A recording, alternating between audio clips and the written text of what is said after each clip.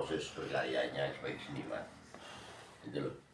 Kayak shouting, terus kemudian kayak ya perjalanannya Nietzsche macam-macam. Nah, itu saya baca.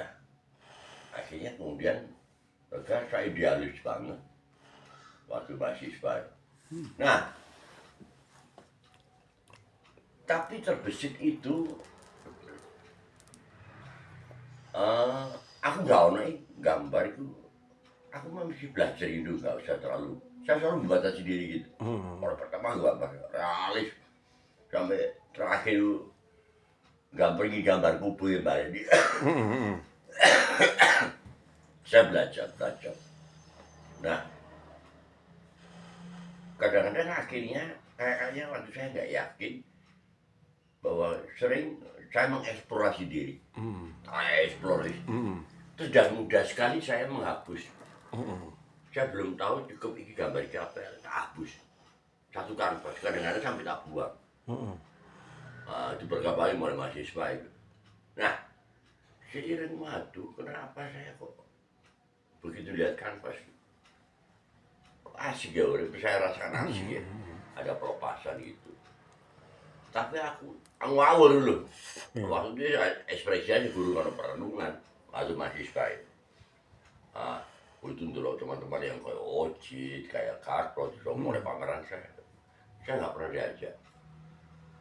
Ya mungkin disunyikan, aku kan itu ya. Nah, saya merapat dengan Pak Yon, sahabat Yon Wayono. Oh, Yon Wayono. Dosen apa? Kayak ini dosen, kemudian dikeluar karena nggak setuju dengan tanda anggota Golkar. Nah, dari Pak Yon saya berkenal dengan Pak Hasyim Amir, tokoh teater. Iya, Pak Hasyim Amir. Itu banyak. Oh, dialog. Saya datar aja. Dr. Hasyim Amir. Iya. Saya memang kelas 2 SMP. Nggak apa ya. Sudah nggak di rumah gitu loh. Nggak tahu sebenarnya jalan. Nah, di Pak Hasyim Amir di situ aku ketemu yang namanya Pak Mari Fajar, yang namanya Ainun, yang namanya siapa itu, Deddy Miswar, itu. Terus cerita dia kalau waktu mau ke Jakarta dengan Arifin Jendra Kamelo. Dari situ saya ketemu Pak. Saya banyak orang-orang yang itu banyak tak kajari Pak. Iya. Mulai Pak Kaji, orang-orang Pak Rudi Esbandi. Rudi Esbandi Surabaya. Kemudian Pak Bandi, orang-orang yang aku itu saya nggak. Waktu itu rasa langsung kok gak suka nih pantaranku. Nah yang kalau ke anak-anak muda pantaran waktu mahasiswa dan teman-teman yang lain itu mabuk aja. Iya. Tapi lalu kembali ke Tungala. Di situ kadang-kadang akhirnya taruhannya saya ketemu pelukis-pelukis senior banyak banyak celotehnya daripada berkarya. Saya mulai aktif lagi akhirnya diangkat.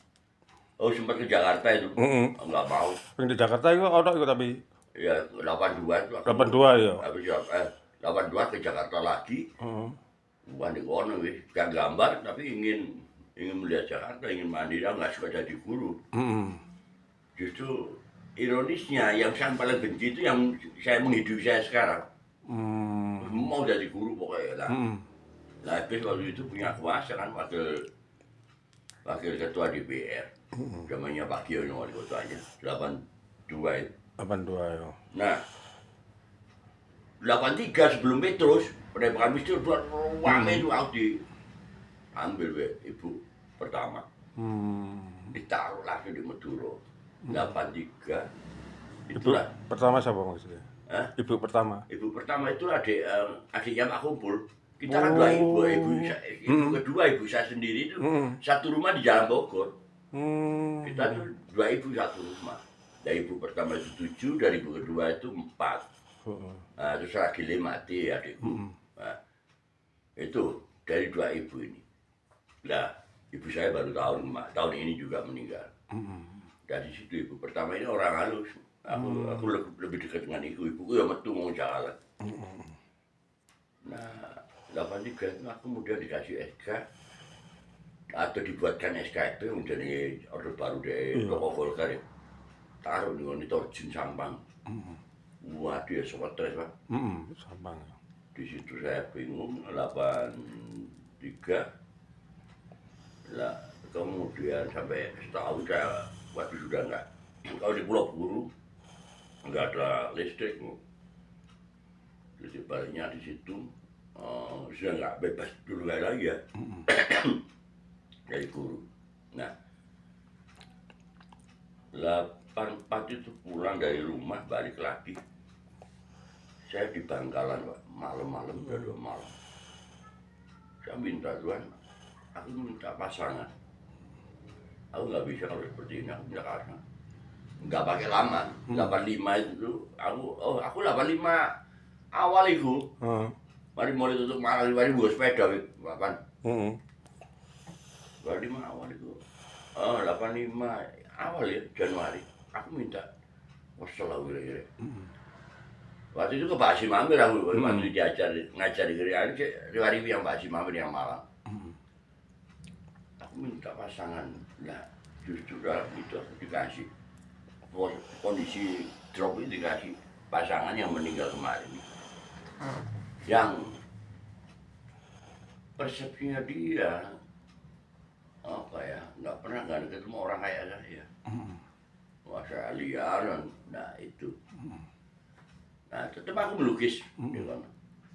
Nah, cuman renungannya kenapa saya akhirnya kok nggak terburu-buru untuk ngetop, nggak terburu-buru. Aku deh loh, Pak. Nah, pada titiknya aku punya kesadaran sampai hari ini bahwa kesenian adalah satu cara untuk apa ya? Untuk memahami kebesaran Allah dalam kehidupan saya. Saya nggak punya saya kesenian adalah cara media untuk bahwa yang menciptakan kehidupan ini berarti ini aku nggak ngomong takdir, aku nggak bisa nggak menentukan takdir itu punyanya Allah. Nah, jadi kita kayak enjoy aja bahwa ini saya buat rasa syukur aja, saya nggak bisa membalas apapun kenikmatan Allah itu yang berikan pada saya yang namanya talenta ini nggak cukup dibayar dengan ngetop, ngetop Nabi Muhammad ngetop, sugih Nabi Sulaiman ini sugih. Terus rasa syukurnya apa dulu? Rasa syukurnya saya dikasih kehidupan, dikasih talenta, so gambar. Nah sehingga kalau ini kemudian kita masih menuntut kepingin payu, kepingin saya apa sih kurang dikasih yang namanya sekarang ketemu Anda, tadi pagi dibangunkan kemarin masih selamat tadi ibu kedua yang keluarga Nasrani anaknya masih sempat nyelamat ibu. PP pulang masih rotok meriang membengki masuk angin itu nyampe. Benar, Pak. Hari ini kita masih merasakan angin, matahari, oksigen, bisa merokok. Nah ini, Pak. Sehingga begitu ya insya Allah menjadi ini aku rasa menjadi apa ya? Akhirnya jadi nggak tahu ngaji ya. Istilahnya kan ingin mengenal tauhidnya itu aku ingin nggak tauhid siapa itu bisa lagi. Nah, itu. Nah, setelah itu ada titik balik. Waktu pensiun 2020, kemudian nyonya mulai drop lah 1 tahun turun 5 kilo. Saya mulai dituntut untuk subuhan. Dan banyak pertama itu aku malas subuhan, tapi aku apa ya? Gak kok ditanya aku ya mencuci udul kan. Saya kayak kepusat di pusat emang itu. Tapi aku mau. Lah itu bayangin. Nah itu suatu bentuk. Oh ini ya caranya. Ya wajar aja sampai hari ini wajar. Saya enggak tambahin nama saya yang wajibnya itu aja untuk berusaha mengenal dengan lukisan itu. Nah itulah. Itu sih sementara.